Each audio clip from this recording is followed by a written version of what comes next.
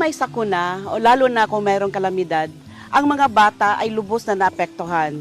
Sila ay nakakaranas ng mga takot at mga experience nila na hindi nakakatulog sa gabi. Ang child-friendly space ay isang lugar kung saan ang mga bata ay ma-express nila ang kanilang mga sarili sa pamaraan ng paglaro at pakipagsalumuha sa mga ibang bata. Ang ating child-friendly space ay isang platform or isang safe space for children na makontinue pa rin sila, mapagpatuloy nila ang kanilang development sa pamaraan ng paglaro.